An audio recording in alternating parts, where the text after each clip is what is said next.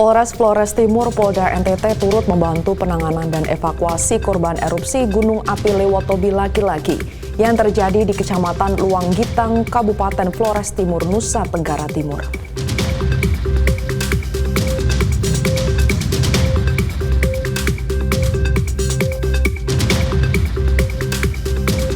Polri melalui jajaran Polda Metro Jaya berhasil mengungkap jaringan judi daring jaringan internasional yang melibatkan sejumlah oknum pegawai Kementerian Komunikasi dan Digital.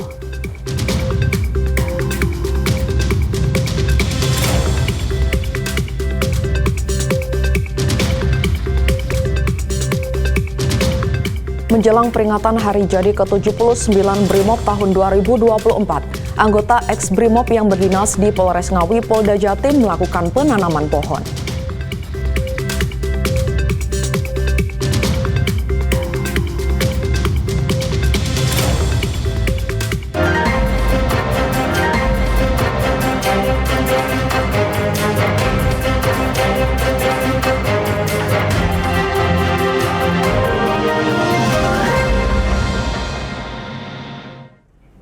Selamat sore pemirsa, Presisi Utama kembali hadir edisi Senin 4 November 2024. Selain 3 berita utama tadi, selama 1 jam ke depan kami juga telah menyiapkan sejumlah informasi terkini lainnya. Bersama saya Brigpol Intan Anansi, inilah Presisi Utama selengkapnya.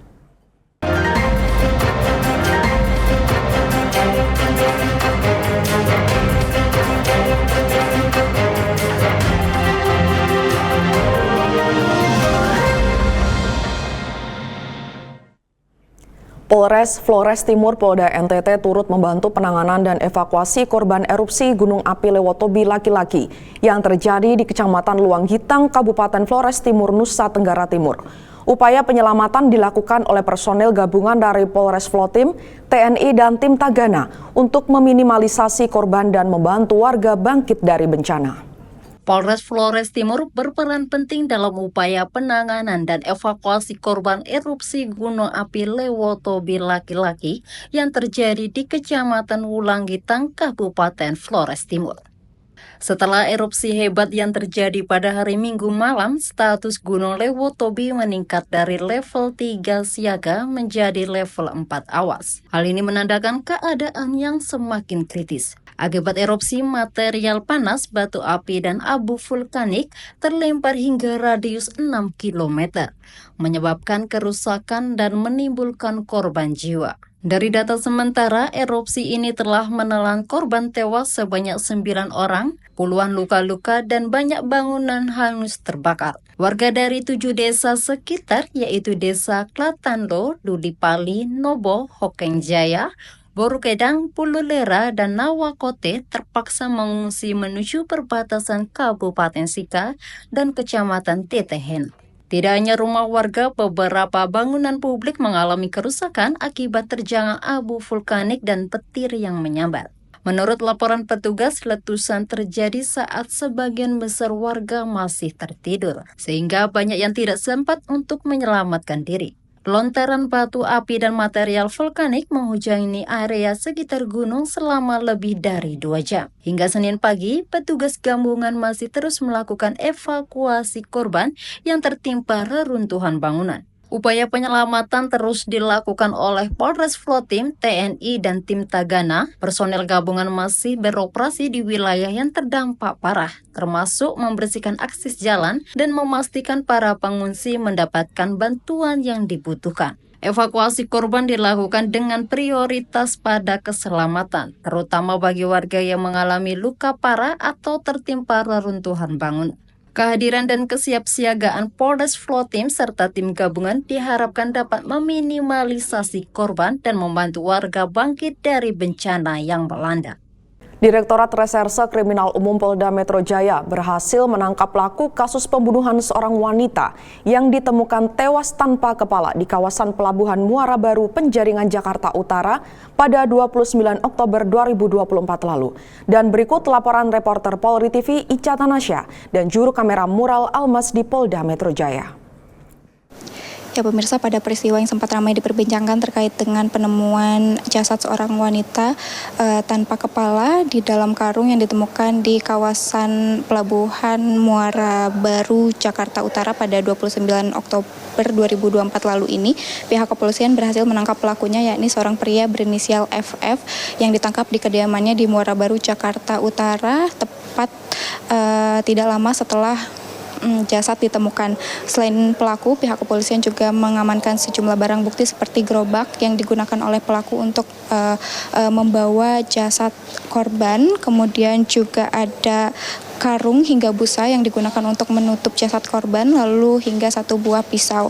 Hal ini diperlihatkan pada saat konferensi pers berlangsung, yakni pada tanggal 4 November 2024 di Gedung Direktorat Reserse Kriminal Umum Polda Metro Jaya. Dikatakan oleh Direktur Reserse Kriminal Umum Polda Metro Jaya, yaitu Kombes Pol Wira Satya Triputra, bahwa motif dari pelaku melakukan pembunuhan terhadap korban lantaran sakit hati kepada korban, lantaran istri dan juga ibunya disebut sebagai pelacur oleh korban. Dan berikut pernyataan lengkap dari Direktur Reserse Kriminal Umum Polda Metro Jaya, yaitu Kombes Pol Wira Satya Triputra.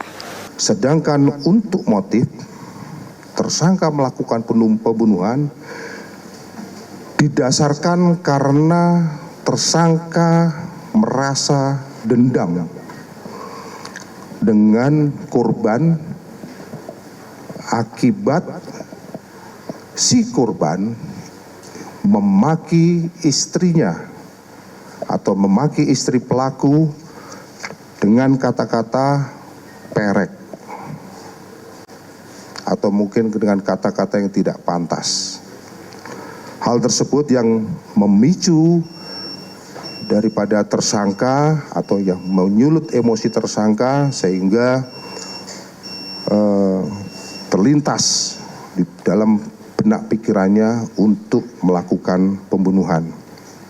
Demikian informasi yang dapat kami sampaikan dari Jakarta, Ica Tanasya, Mural Almas, Polri TV. Jajaran Polres Majene bersama tim Basarnas bertindak cepat dalam menangani penemuan mayat seorang wanita yang ditemukan mengapung di Laut Perairan Campalagian pada Sabtu 3 November. Korban diketahui bernama Husni, 33 tahun, seorang warga desa Rumpa, Kecamatan Mapili, Kabupaten Polewali Mandar. Penemuan mayat ini pertama kali dilaporkan nelayan yang melihat adanya mayat mengapung dan segera dibawa ke pesisir pantai Garugo. Setibanya di pesisir, diketahui bahwa jenazah tersebut adalah warga Kecamatan Mapili, Kabupaten Polewali Mandar yang sebelumnya dilaporkan hilang. Polres Majene segera melakukan koordinasi dengan pihak Polsek Campalagian Polres Polman untuk mengidentifikasi korban. Atas permintaan keluarga, jenazah korban langsung dievakuasi menuju rumah duka di Mapili.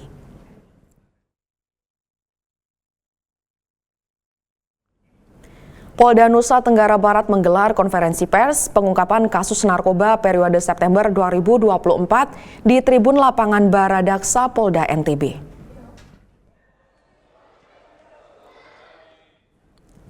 Kapolda Nusa Tenggara Barat Irjen Pol Hadi Gunawan memimpin konferensi pers pengungkapan kasus narkoba periode September 2024. Sejalan dengan program Presiden Prabowo Subianto melalui Asta Cita pada poin ke-7 untuk memperkuat pencegahan dan pemberantasan korupsi serta narkoba.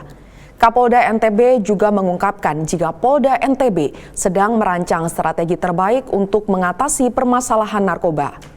Dikatakan saat ini Polda NTB bersama jajarannya telah melakukan berbagai penangkapan terhadap pelaku penyebaran narkoba. Hasilnya, dari target 73 kasus yang ditetapkan Mabes Polri pada periode Januari hingga Oktober 2024, Polda NTB telah menyelesaikan 116 kasus dan mencapai 159% dari target. Kegiatan yang dilakukan oleh Dirjen Narkoba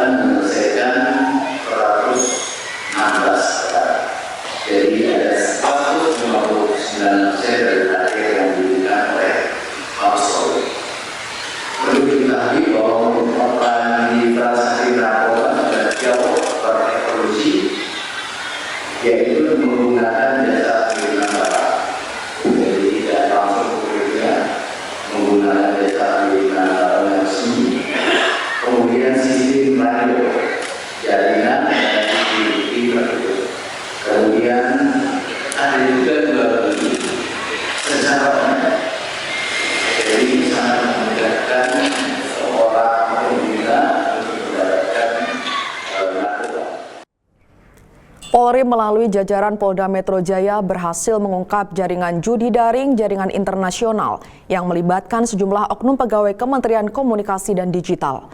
Sebanyak 11 orang tersangka, termasuk beberapa pegawai dan staf ahli dari Komdigi, berhasil diamankan.